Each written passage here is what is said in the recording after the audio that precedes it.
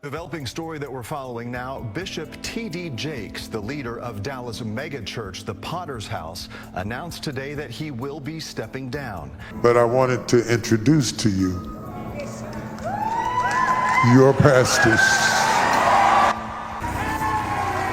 What if the voice that once moved millions through gospel music suddenly turned into a voice of rebellion, aimed straight at one of the most powerful pastors in the world? Leandria Johnson just shattered the silence, and the church will never be the same. She's calling out Bishop T.D. Jakes, and what's being uncovered is sending shockwaves across the entire faith community. Accusations, resignations, and a gospel world divided. This is no longer about ministry. This is about a movement. Stay tuned, because what you're about to hear might change how you see the church forever. It began when Juanita Bynum, a respected and controversial figure in Pentecostal circles, made headlines with shocking allegations against Bishop T.D. Jakes, the founder and spiritual giant behind the Potter's House. Bynum, never one to shy away from speaking her truth, accused Jakes of emotional manipulation, character assassination, and abuse of power. But what made this moment historic wasn't just the claims, it was who stood beside her. Leandria Johnson, known for her incredible voice and even more unfiltered honesty, did the unthinkable. She backed Bynum publicly, making it clear she wasn't afraid to stand up, even against one of the most powerful preachers in the world. She took to social media and issued a declaration that echoed across the gospel community. Sometimes standing up for truth means going against the grain, even when it's uncomfortable. I've seen what goes on behind the curtains, and I won't be silent. Her words didn't just spark a reaction, they ignited a firestorm. Some called her brave, others called her reckless. But no one could ignore her. This wasn't a private disagreement or a vague illusion. Leandria had gone all in, risking her career, her reputation, and her standing in an industry that often rewards silence over truth. Almost immediately, the gospel world began to divide. Her supporters, many of whom had long felt silenced or dismissed by the church, stood behind her, calling her a truth teller and a voice for the voiceless. They praised her for having the courage to call out the corruption they had seen but never dared name. Her inbox was flooded with messages of support, some public, many private, from people who had been hurt by the very institutions meant to heal them. But not everyone welcomed her boldness. Critics quickly pounced. Leaders within the gospel industry and longtime allies of T.D. Jakes accused Leandria of sowing division and airing dirty laundry that should have been kept behind closed doors.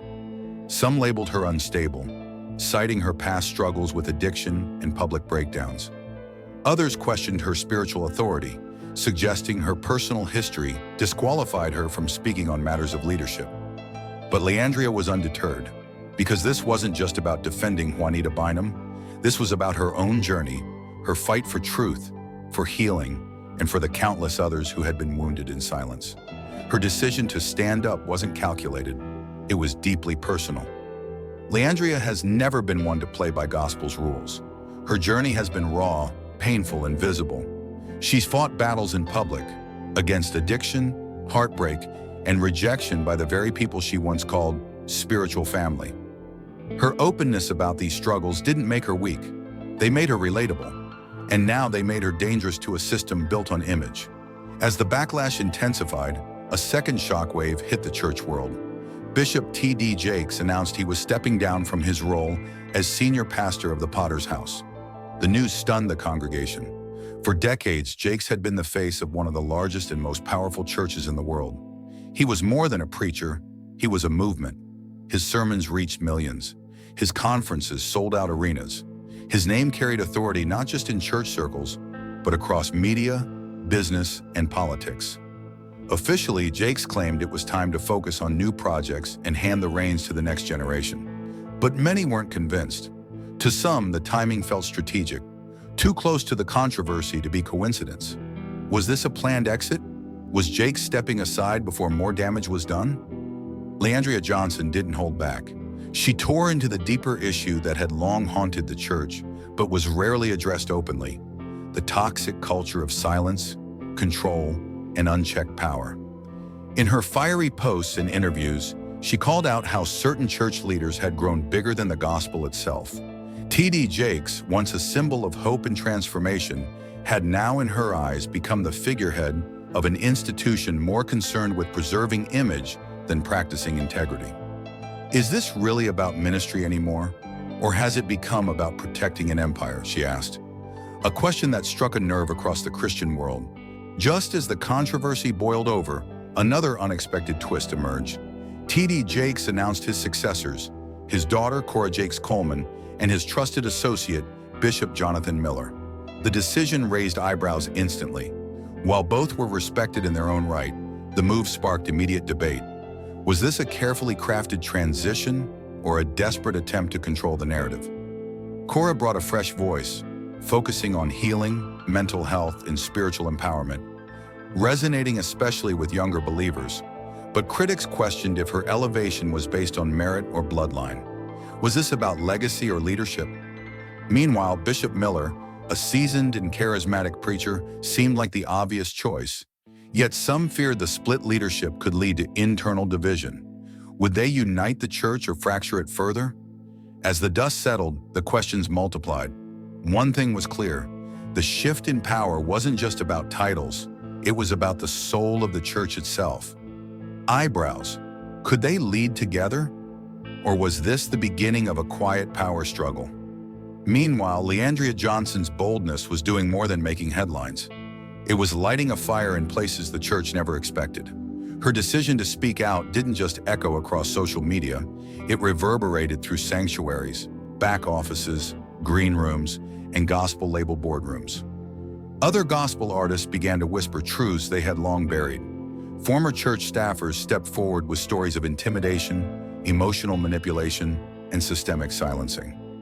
What Leandria had done was crack open a tightly sealed vault, a vault that had protected egos, legacies, and unchecked authority for years.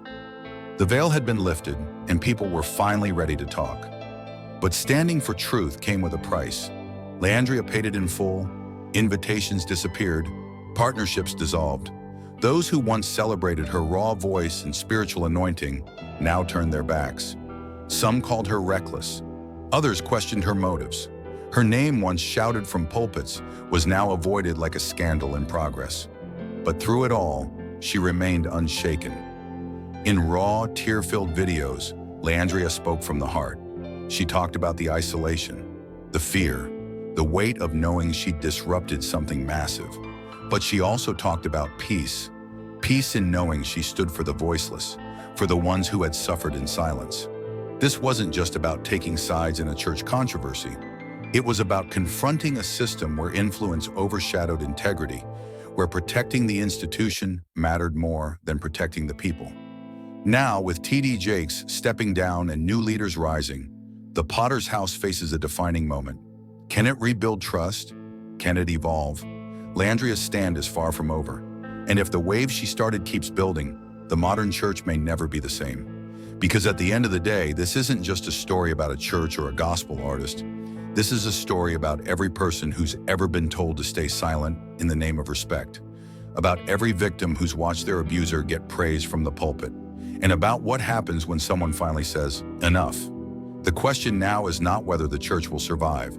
The question is, will it finally change? If this story spoke to you, don't stay silent. Like, share, and subscribe for more powerful truths, real stories, and bold voices that aren't afraid to shake the system.